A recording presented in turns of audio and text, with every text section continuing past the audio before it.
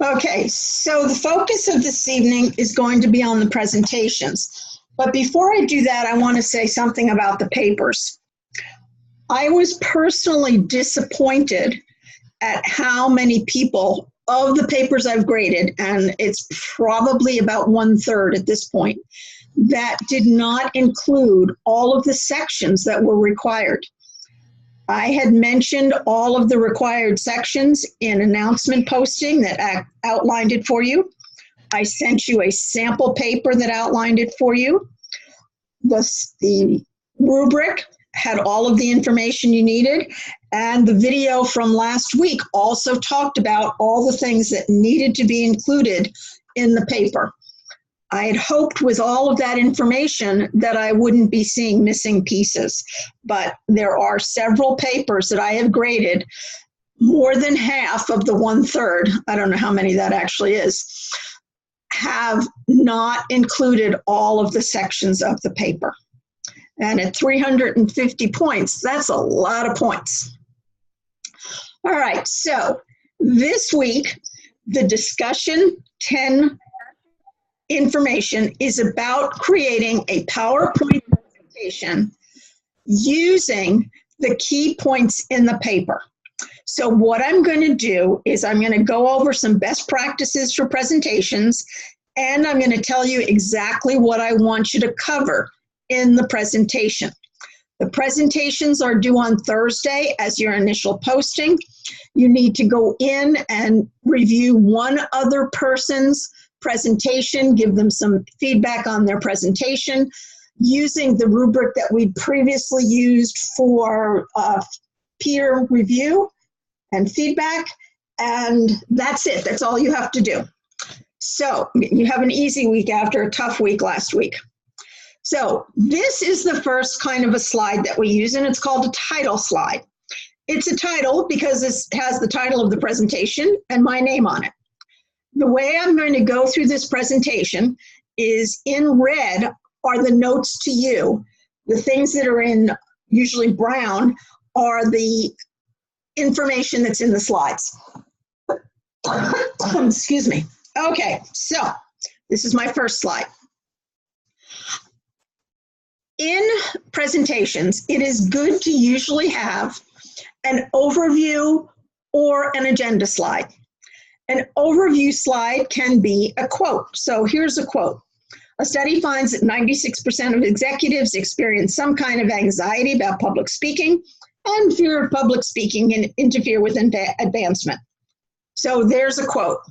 Notice I put a citation at the bottom, which means it's for the entire slide. Citations can also go in the note pages. I'm going to escape here for a second. Hopefully you can see at the bottom where it says click to add notes. That's your note pages, so your citation can go there as well. I'm going to go back to full slide. So here's an agenda slide.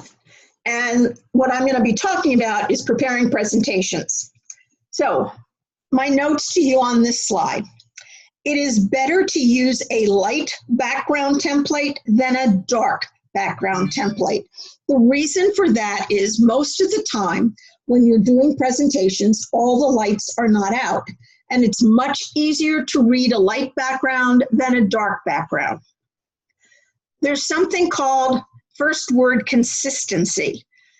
My first words on this slide are all ing words: planning, creating, using, avoiding. That's what I mean by first word consistency. You'll also notice that I don't use words like the, a, and that. Not needed on slides because you are not writing in sentences. The most effective slides use a combination of text and illustrations. Using all text can be boring, while using all pictures makes it harder to follow. This is what's called an infographic. I got this right off of Google. Infographics, the larger the word, the more important it was in whatever you were talking about. So that's one sort of an illustration. All right, so best practice is either to have an intro or an agenda slide.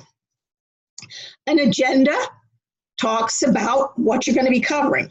An intro can be a quote related to content, a question to the audience, a fact about a topic, or a very brief video related to the topic.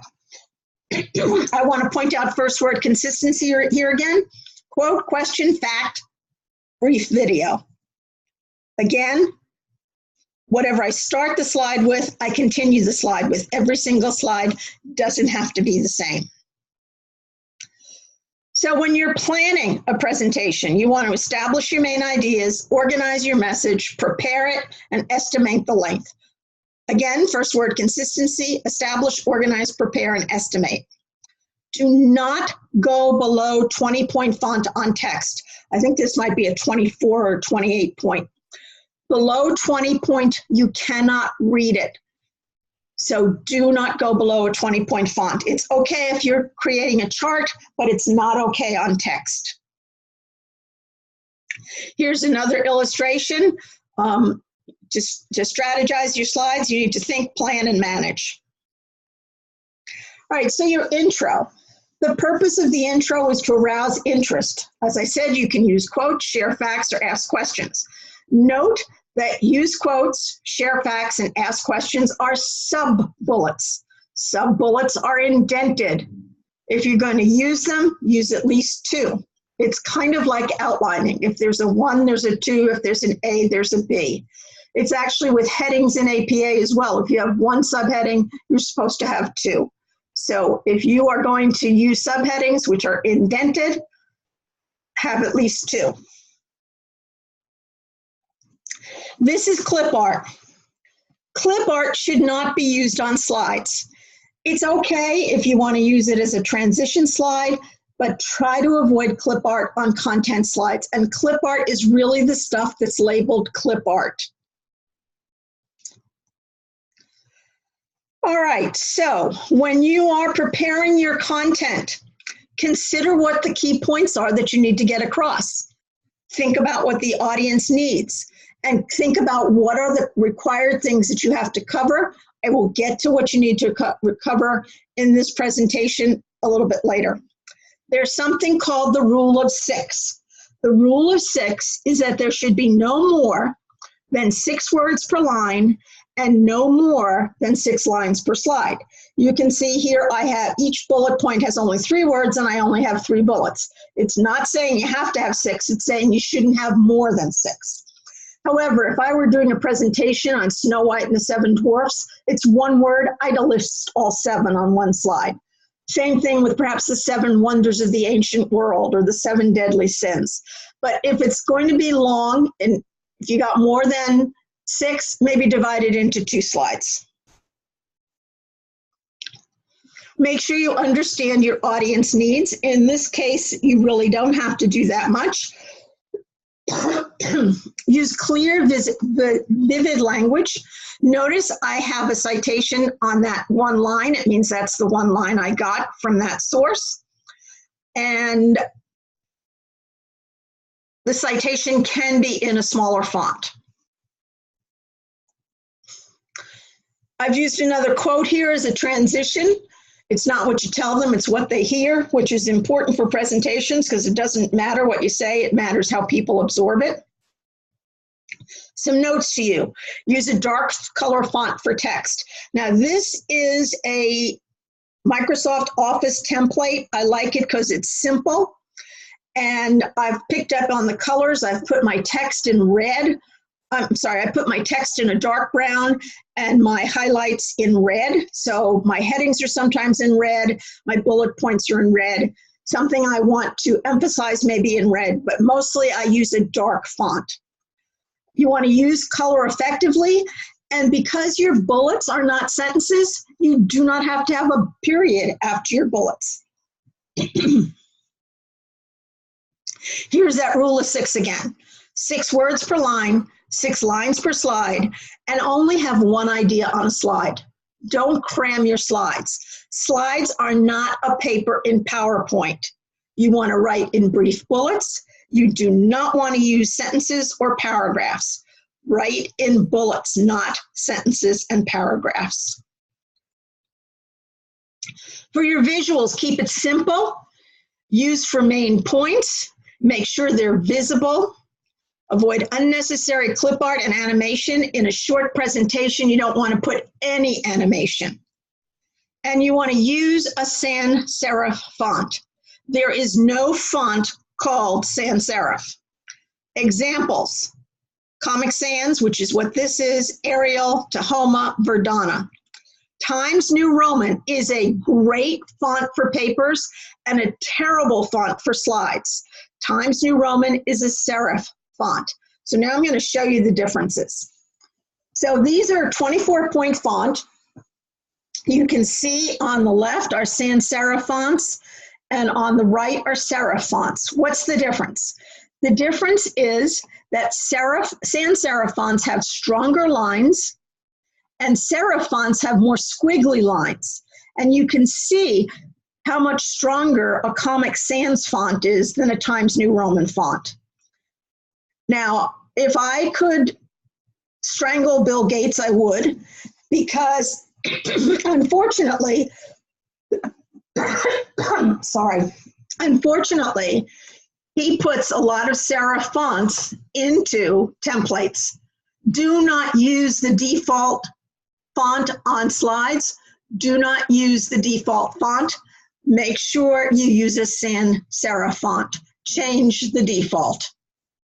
And a lot of them are Times New Roman. In slides, you only need to capitalize the first word. You want to avoid all caps, and I'll get to more on that in just a second. Use photos, logos, charts rather than clip art. Find an interesting template. There's lots of them. Pick one that you like. Pick one where you like the colors. Avoid one sub-bullet and keep your slides simple and easy to read. All right, okay. And you want to make sure you're focusing ideas, not on slides. All right, what happened to my caps? All right, clip art, use it appropriately. Don't overuse it. Use it only if it enhances the point. And if you are going to use it on non-text slides. Use it on transition, use it on a title slide, but don't use it on a text slide. Good presenters are good storytellers. Now, the good news is that for this particular presentation, all you're doing is submitting slides. You don't have to do a voiceover. You don't have to do a video. You're just submitting your slides as your first posting.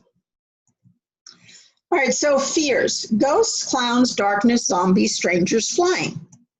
Claustrophobia, blood, needles, drowning in heights, bugs, snakes, other animals, death, and public speaking. Jerry Seinfeld once said, more people are afraid of public speaking than dying, which to him meant if you were at a funeral, you would rather be the person in the coffin than giving the eulogy. Personally, I'll give the eulogy, which I've done many times. If you are actually doing a presentation, which as I said, you do not have to do, you want to practice, practice, practice. You want to write your presentation out in bullets. Do not ever write out a script for a presentation, because if you write out a script, you tend to read it. Amy and I were talking about the Oscars before other folks joined us. It drives me crazy when somebody pulls out a piece of paper to read their speech. And there's one group from the Oscars last night that they couldn't even read it right. Don't write a script, don't read. And if you can use humor, that's always good. And that's if you were actually doing a presentation. Whenever you're doing a presentation, you want to be the little engine that could. I think I can, I think I can, I know I can, rather than Chicken Little, who's always saying that the sky is falling. If you are actually doing a presentation, you want to do your power poses. If you need to pump up your energy, you can do the Wonder Woman pose or the touchdown goal pose. That can really help you to energize yourself so that you can convince yourself you can do a presentation. Love this quote from Henry Ford: whether you think that you can or that you can't, you're right. So be positive.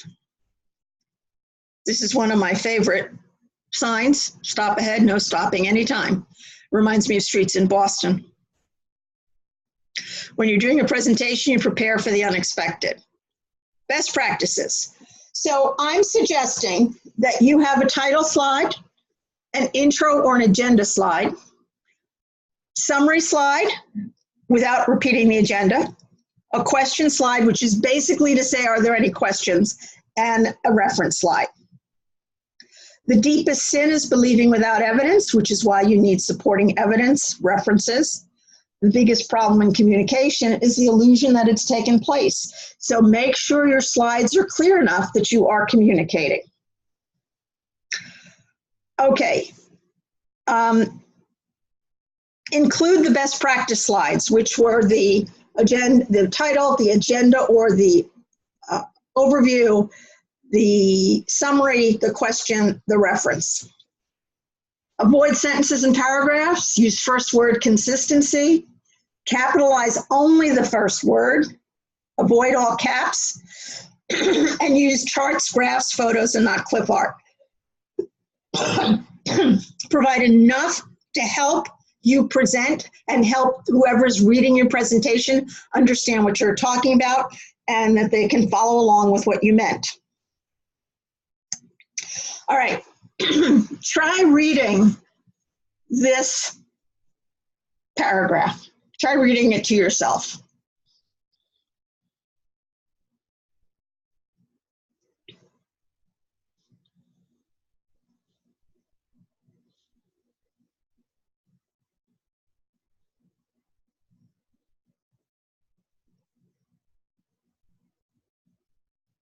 Can you read it? I can. Yeah. The interesting thing is, and what it's saying is that we don't read every word. And if we have the first and the last letter right, we know what the word is. This doesn't happen when something's in all caps, because in all caps, we don't see the shape of the letter. And so I think this is a wonderful paragraph to show why you don't want to use all caps in presentations. It's got nothing to do with screaming like it does in email. Okay, some reminders. Summarize key points. If you're going to have action, stated in verbs, and on a positive note by having a question slide. That helps in a presentation to avoid saying things like, I'm done, that's about it, got nothing else. Here's one way of summarizing. If you plan, prepare, practice, and perform, and have your presentation be clear, compelling, captivating, and confident, you'll have done a good job. All right, so the focus of this presentation. Focus on the key points in the paper. Do not repeat everything that's in the paper. I do not want to see your messages cut and paste into a PowerPoint. You do not need all the elements of the paper, and you're going to make some recommendations. All right, so here's my suggested slides. Your title slide, your intro or agenda, the company that you're using, that you've used all along, and just give some real brief information about the company. One slide is enough. You're going to talk about the differences between internal and external communication. Again, I don't want any information on the scenario. I only want you to talk about things like stakeholder needs. What are the differences in the needs for internal versus external stakeholders? And what are the different types of communication that you might use more effectively internally or externally? Most people used emails or memos internally, and lots of people use press releases externally. That's all you're going to be talking about. I don't want to see the scenarios. I don't want to see the internal, external messages. I just want you to talk about the differences. You're going to be looking at the cultural differences between US and the country that you selected. You're going to talk about the things that need to be considered for communicating with employees. And you're going to talk about things about, the advertising, branding, and target markets. Again, this is the cultural differences. What are the cultural differences that need to be considered between the US and your selected country? And you could use the communication with employees, the advertising, branding, target markets as an example. You're going to make 2 recommendations for your selected company to perhaps improve their communications.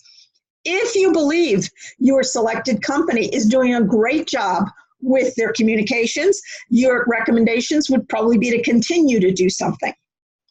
You're going to have a summary slide, a slide that's a question, and that could simply be a question mark, and your references. So this is my recommendation for your slides for this Module 10 presentation. Avoid animations, fly-ins, you don't need transitions. Use high quality illustrations, don't use clip art. You're not sending an audio, and do not write in sentences and paragraphs. Follow the rule of 6. Sentences and paragraphs are for papers, they're not for presentations. There's a great quote from Jack Welch: whenever I see a young person do a good presentation, I never forget them. The opposite is also true. This also reminds me of Boston. So I'm going to open it up and say, what do you need to know? And I'm just going to finish up and then I'll open up. Summary is a wrap up. It's not the same as an agenda. You can use a new quote. You can ask a question of the audience. All right, I want to, I think that is the last slide, and try and show you this brief video. See if it'll show.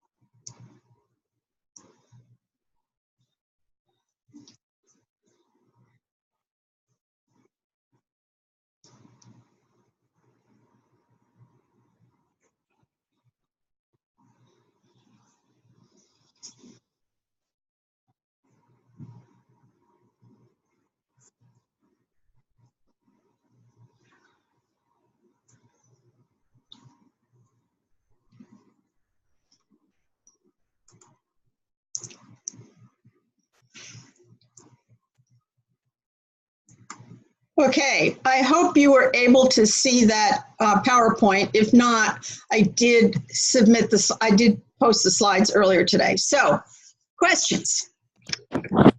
Yeah, I could not see it on my end. Oh, okay, I'm sorry. So, it's short. If you want to see it, just go to the slides I posted earlier today, and there's a hyperlink towards the end, and that will get you right into the YouTube. Any questions about the assignment for this week? No, that was really helpful though, because I did have questions prior to watching your presentation. So now I'm much more clear on what your expectations are. And what about you, Kelly? No, this was very helpful. Thank you. Okay. Any other questions or comments? Anything about our last week? No. Oh, go ahead. Oh, sorry. Just thank you so much. You never had to do any of these presentations, and they really, really helped. Good. I concur with what Kelly said. Very helpful. Have not experienced anything like the extra offerings in this course that were just invaluable in assisting me to be successful. Good. I am glad to hear that. Well, if there is nothing else, I will call it a night, and this will be our last one, because next Monday, you're going to not be in this class anymore. Wow. Well, thank you again so very much. Yeah, You're welcome. And it's been a pleasure having both of you in class who are students who definitely demonstrate that you want to do well and you keep working hard at doing everything. So thank you for joining. Such a pleasure. And good luck, Amy. Oh, you too, Kelly. Thanks so much. It's been a pleasure working with you both. Thank you. You as well. Okay, good night. Good night. Good night.